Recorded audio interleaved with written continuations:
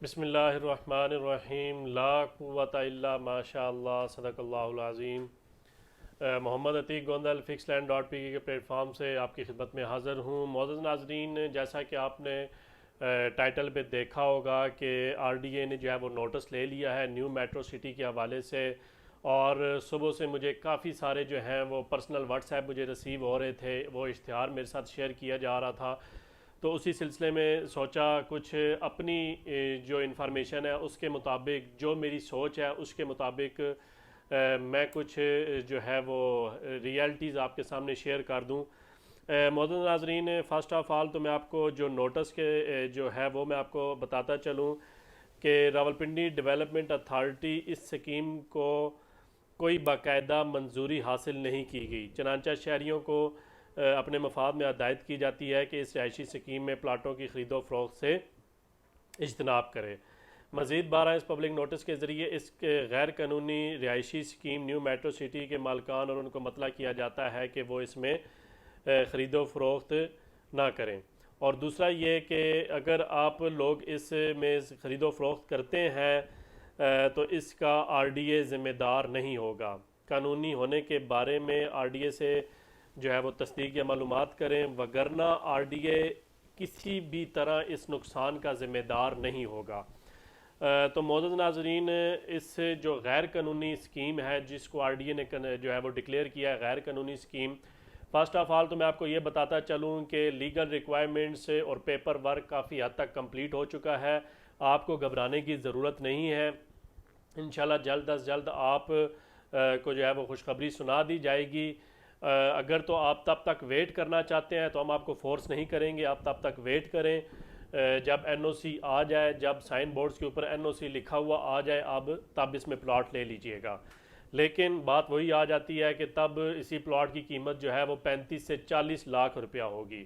جیسے آپ باقی سوسائٹیز کا کمپیریزن کر لیں کہ آپ پارک ویو سٹی کو دیکھیں، وہاں پہ این او سی ہے اور اس کا وہاں پہ جو 5 مرلے کا پلاٹ ہے وہ تقریباً 70 سے 75 لاکھ روپے کا ہے، جبکہ اسی کے برابر اگر آپ چلے جائیں ایک دو اور ہمارے ایسے پروجیکٹس ہیں جن کی این او سی نہیں ہے، وہاں پہ ان پروجیکٹس کی جو پرائس ہے وہ 30 سے 35 لاکھ روپیہ ہے۔ سیم لوکیشن ہے، سیم سچویشن ہے، سیم انوائرمنٹ ہے، سیم جو ہے وہ ڈسٹنس ایریا ہے آپ کا سرینا ہوٹل سے، لیکن فرق کتنا ہے؟ 30 لاکھ کا اور 70 لاکھ روپے کا، مطلب 100% سے بھی زیادہ کا یہ ڈفرنس ہے۔ اگر تو آپ این او سی والی کو ہی سوسائٹی کو ریکمینڈ کرتے ہیں اور اسی میں ہی پلاٹ لینا چاہتے ہیں تو آپ ویٹ کریں، انشاءاللہ جب این او سی آئے گی تو ود این او سی ہم آپ کے سامنے نئے ریٹ لسٹ کے ساتھ آپ کے سامنے ہم شیئر کر دیں گے، اور انشاءاللہ آپ جو ہے یہ ویڈیو بھی اپنے ریکارڈ میں رکھ لیں، اگست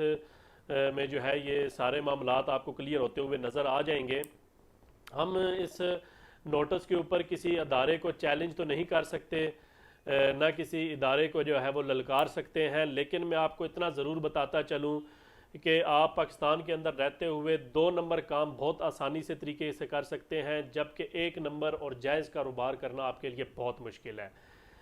آپ کسی سرکاری محکمے میں بھرتی ہو جائیں، کانسٹیبل بھرتی ہو جائیں یا پٹواری لگ جائیں تو آپ رشوت اکٹھی کر کے آپ بہت شارٹ وقت میں کروڑ پتی بن سکتے ہیں جائز طریقے سے پاکستانی لاء کے مطابق، جبکہ اگر آپ کوئی بھی کاروبار پاکستان کے اندر شروع کرتے ہیں تو آپ کا گریبان پکڑ لیا جاتا ہے، آپ کو دبوچ لیا جاتا ہے۔ میں مثال دوں گا آپ کو اپنے ایک سکول کے حوالے سے کہ میرا جو ہے وہ کچھ نہ کچھ تعلق سکولنگ سے بھی ریلیٹڈ ہے، میرا فیملی جو ہے وہ سکولنگ کا جو ہے وہ شعبہ ہے، تو ہم نے اسکول کے لیے جو این او سی اپلائی کی تھی 2012 میں، جبکہ ہمیں جا کے پرمیشن ملی تھی 2016 میں۔ مجھے یہ بتائیں کہ 4 سال تک اس بلڈنگ کا رینٹ، 4 سال تک جو ہے وہ سٹاف کی سیلریز، کیا آپ لوگ اپنے پلے سے پے کر سکتے ہیں؟ ڈیفینیٹلی نہیں پے کر سکتے۔ آپ نے بچوں کو بلانا ہے، انہی سے فی کلیکشن کرنی ہے، آپ نے تنخواہیں بھی دینی ہے، جبکہ ادارہ جب آپ کو آبجیکشن جو ہے وہ سروے کرنے کے لیے آئے گا، وزٹ کرنے کے لیے آئے گا، تو اس نے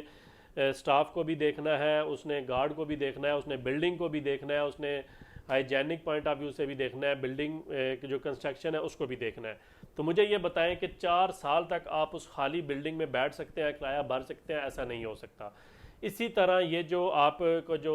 ڈیولپر کا جو بزنس ہے، جو ڈیولپمنٹ کا بزنس ہے، تو جب آپ اس میں این او سی اپلائی کرتے ہیں تو ڈیفینیٹلی آپ نے اخراجات اور ایکسپنس کو جو ہے وہ مینٹین کرنے کے لیے 2 سال 3 سال آپ کو اس پروسیجر میں لگتے ہیں. تو اس کے لیے آپ کو کچھ پری لانچنگ پہ آپ کو جو ہے وہ سیلز کرنی پڑتی ہیں.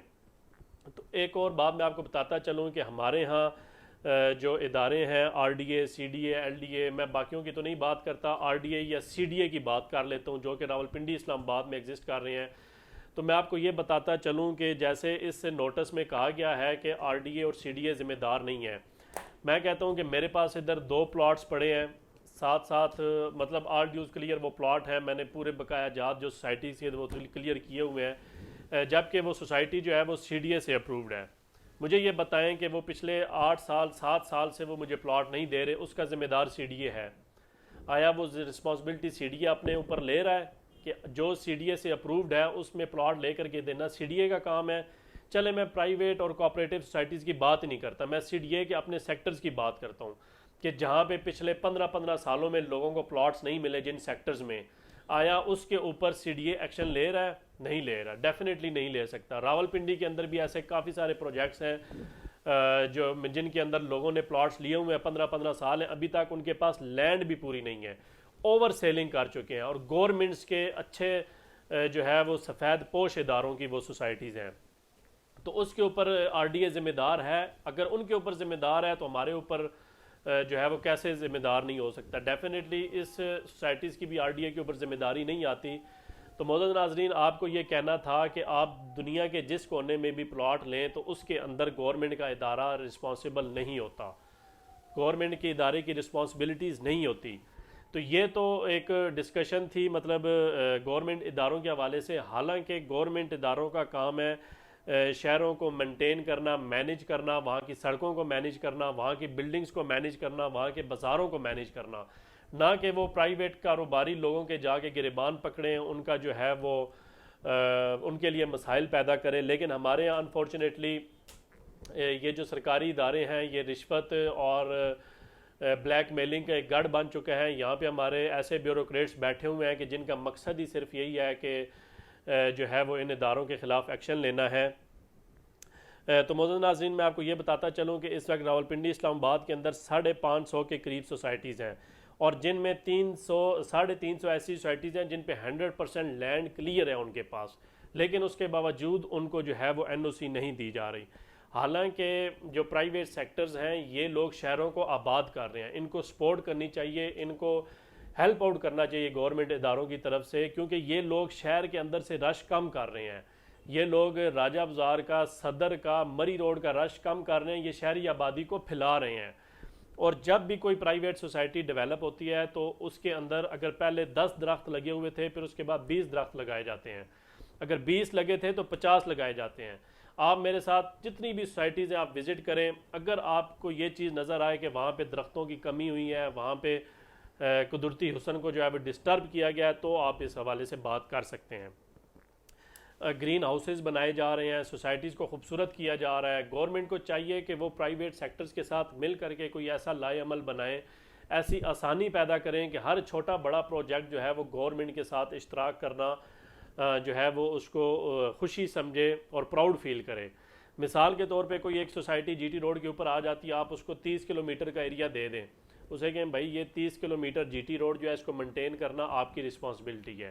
آپ نے اس کو مینٹین کرنا ہے. ایک تو وہ اس کو مینٹین بھی کریں گے، خوبصورت قسم کی لائٹ بھی لگائیں گے، گلوبس لگائیں گے، سڑک کو مینٹین کریں گے. گورنمنٹ کے اوپر اپنا جو بجٹ ہے، جو مینٹیننس کا جو بجٹ ہے اس بھی اندر کمی آئے گی. لیکن ایسا نہیں کیا جاتا. ایز یوزول جو ایک ٹپیکل ہمارا جو مائنڈ ہے گورنمنٹ اداروں کا کہ ہم نے پرائیویٹ سیکٹرز کو تباہ کرنا ہے، ہم نے پرائیویٹ سیکٹرز کو جو ہے وہ ان کو نہیں چلنے دینا، اور ہم نے مطلب ان کو دبوچ کے رکھنا ہے، تو وہی روایت جو ہے وہ حسب روایت جو ہے وہ چل رہی ہے. حالانکہ اس وقت سارے کاروبار، ہر قسم کی انڈسٹری کے اوپر جو ہے وہ زوال آیا ہوا ہے. یہ واحد انڈسٹری ہے جس کے اوپر لوگ اعتماد کر کے اوورسیز جو ہے وہ پاکستان کے اندر زر مبادلہ بھیج رہے ہیں، اوورسیز پاکستان کے اندر اپنی رقوم بھیج رہے ہیں، جس سے پاکستان کا سسٹم چل رہا ہے. اگر اس سیکٹرز کو بھی اگر گورنمنٹ نے جو ہے وہ بین کرنے کی کوشش کی یا اس کو بھی جو ہے وہ گراؤنڈ کرنے کی کوشش کی تو رزلٹس آپ کے سامنے ہوں گے. ٹیکسز میں کمی آ جائے گی، باہر سے جو ہمارا زر مبادلہ آ رہا ہے اس کے اندر کمی آ جائے گی، اور اس طرح کے کئی مسائل پیدا ہوں گے۔ گورنمنٹ اداروں کا ہمیں ضرور جو ہے وہ احترام کرنا چاہیے، پاکستان اسٹیٹ کا ہمیں احترام کرنا چاہیے، ان کو ہمیں جو پاکستان کے اندر لاز بنائے گئے ہیں ان کا احترام کرنا چاہیے، لیکن بارہا میری گزارش ہے گورنمنٹ اداروں سے کہ وہ تھوڑا سا اپنے اندر ایسی فلیکسیبلٹی پیدا کریں کہ ہر چھوٹا بڑا بلڈر اور ڈیولپر جو ہے وہ آسانی سے جو ہے وہ آپ کے اوپر اعتماد کر کے آپ کے ساتھ اس ٹیکسز کے اندر شامل ہو سکے اور جو ہے وہ اپنے کاروبار بھی کر سکے اور لوگوں کے لیے بزنس اپرچونٹیز بھی جو ہے وہ کریٹ کر سکے، اور جو اس فیلڈ سے ریلیٹڈ جو 50 کے قریب جو ڈیفرنٹ انڈسٹریز ہیں جس میں مستری مزدور سے لے کر کے ٹائل فکسر، سٹیل فکسر، اور اس کے علاوہ مطلب اینٹ والا، اور اس کے علاوہ سیمنٹ انڈسٹریز، ہر قسم کی جو انڈسٹریز اٹیچ ہیں ان لوگوں کو بھی جو ہے وہ اپنا سسٹم اور اپنا کچن چلانے میں آسانی ہو اور وہ پاکستان کے لیے کچھ کر سکیں، پاکستان کے اندر جابز پیدا کر سکیں، پاکستان کے اندر بزنس اپرچونٹیز پیدا کر سکیں۔ تو انشاءاللہ میں امید کرتا ہوں کہ جلد از جلد جو ہے وہ پاکستان کے اندر ایک ایسا سسٹم بنایا جائے گا جس سسٹم کے تحت ہر بندہ بآسانی، چھوٹا بڑا ڈیولپر اور بلڈر جو ہے وہ گورنمنٹ کے ساتھ مل کر کے پاکستان کی خوبصورتی میں اپنا کردار ادا کرے گا۔